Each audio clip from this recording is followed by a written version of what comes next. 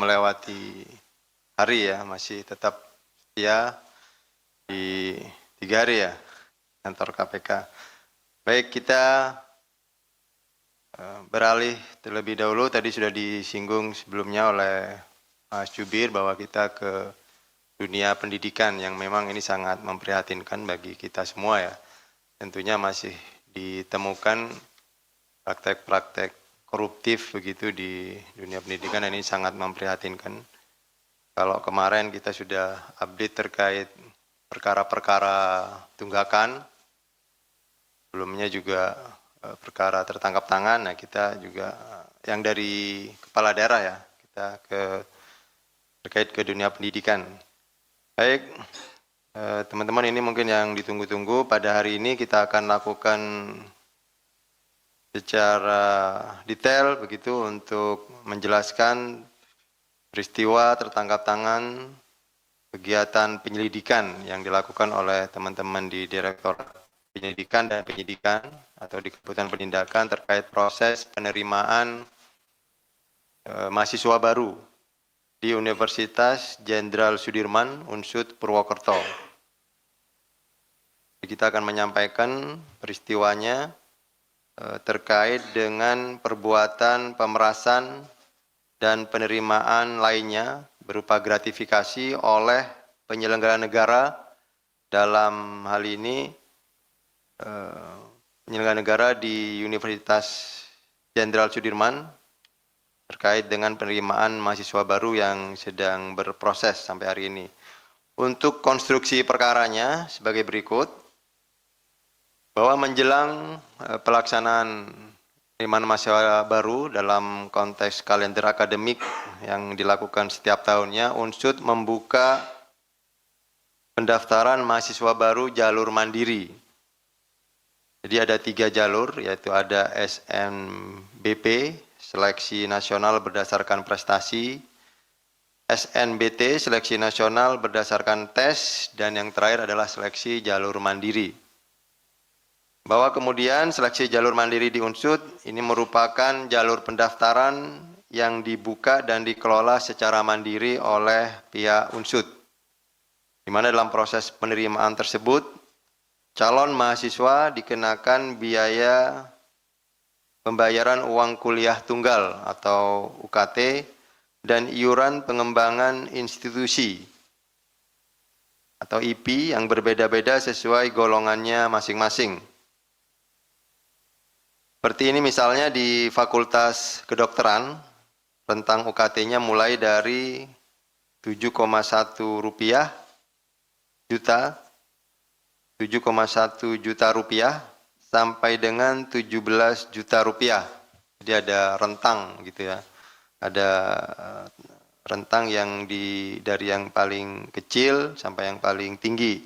Sementara di rentang IP pada Fakultas Kedokteran itu mulai dari 100 juta sampai dengan 260 juta. Ini untuk yang di Fakultas Kedokteran. Ini ada rentang untuk iuran pengembangan institusi yang berbeda-beda, yang tentunya ini memang disesuaikan dengan kemampuan dari peserta atau mahasiswa baru. Namun demikian, dalam proses penerimaan mahasiswa baru melalui jalur mandiri ini, KPK kemudian menemukan adanya dugaan tindak pidana korupsi berupa pemerasan dan perbuatan penerimaan lainnya berupa gratifikasi yang dilakukan oleh penyelenggara negara di lingkungan Universitas Jenderal Sudirman. Sehingga kemudian biaya tambahan yang timbul dari pungutan atau di luar biaya yang resmi yang dikeluarkan tadi secara resmi oleh Unsud, yaitu UKT dan IP. Dan ini dirasakan sangat memberatkan bagi calon mahasiswa baru, tentunya orang tua dari mahasiswa yang bersangkutan. Jadi ada beberapa klaster, ada 3 klaster yang kemudian dikelompokkan oleh tim dari peristiwa kegiatan rangkaian kegiatan penyelidikan sampai kemudian hari ini kita sudah menetapkan naik ke tahap penyidikan.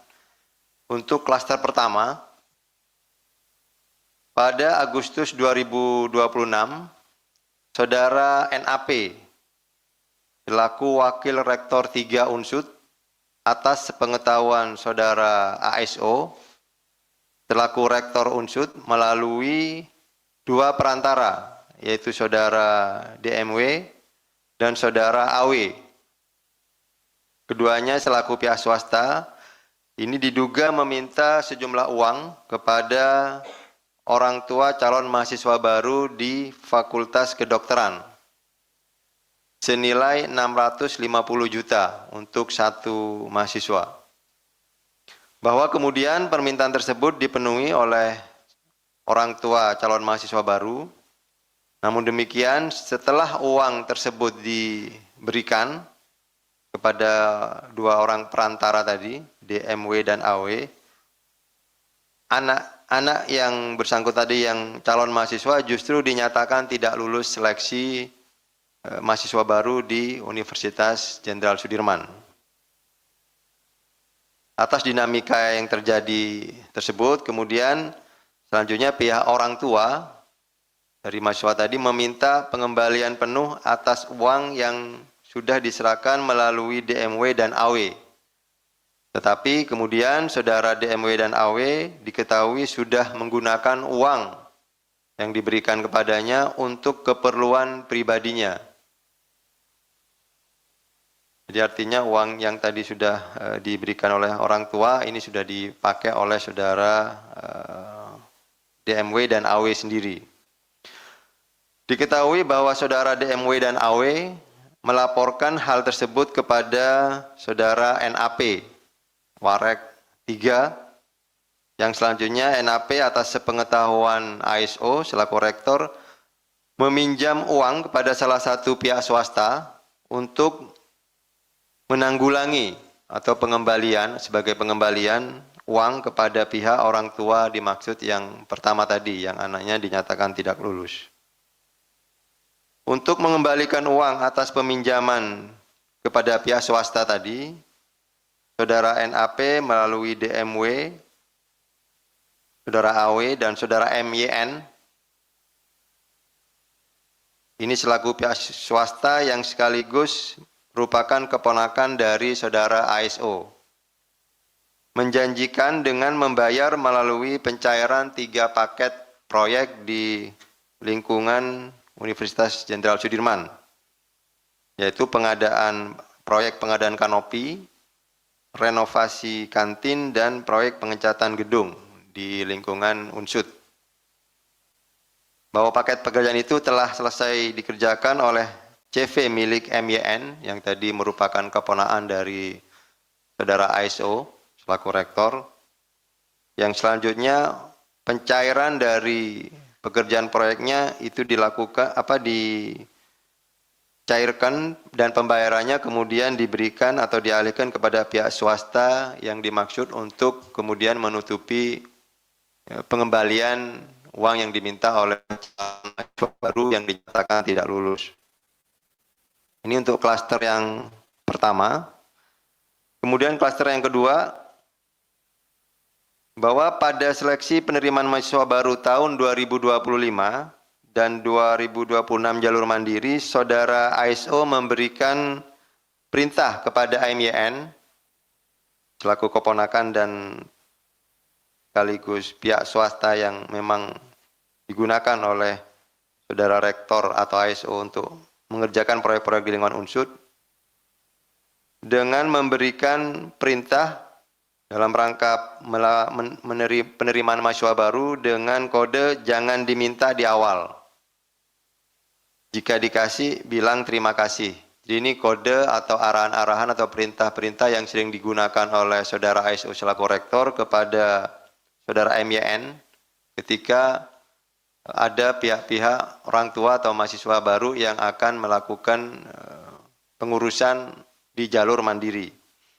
Atas hal tersebut, MYN atas pengetahuan ASO diduga melakukan penerimaan untuk kepentingan Saudara ASO.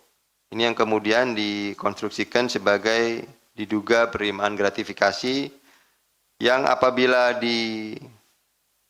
perhitungkan yang sudah ditemukan faktanya oleh penyelidik saat ini yaitu sekitar total 680 juta rupiah.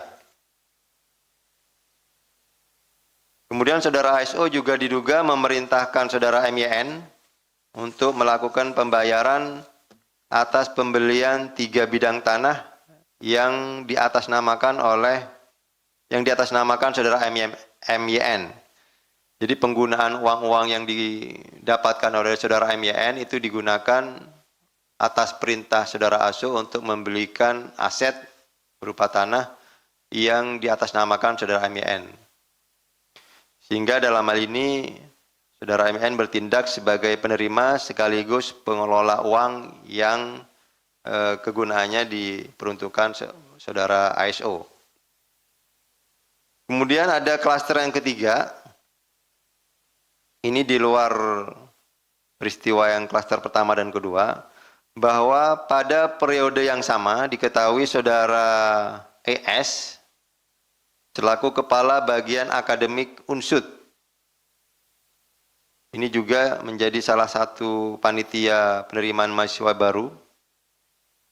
Saudara S berkomunikasi dengan salah satu pihak pengepul para calon mahasiswa baru di UNSUD.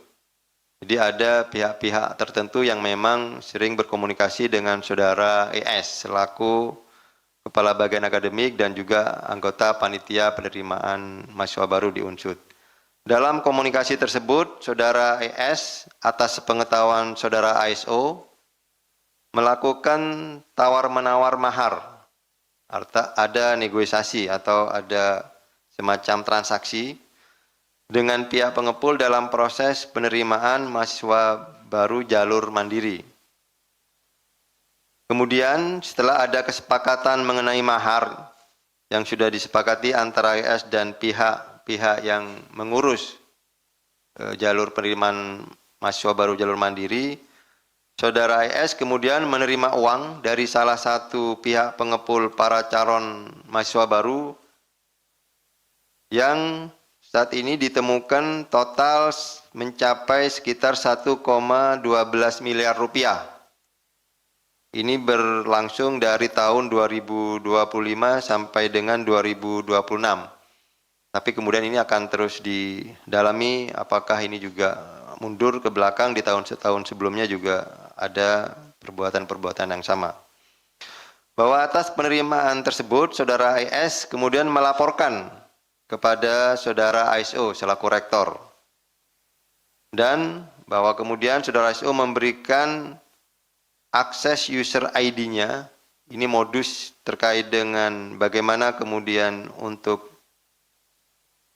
mempengaruhi di sistem penerimaan secara elektroniknya.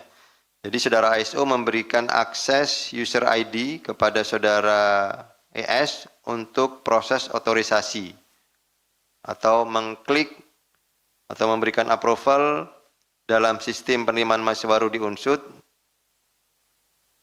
yang diberikan kepada calon mahasiswa baru yang akan diterima menjadi mahasiswa baru di UNSUD dan telah memberikan sejumlah uang sebagai mahar tadi.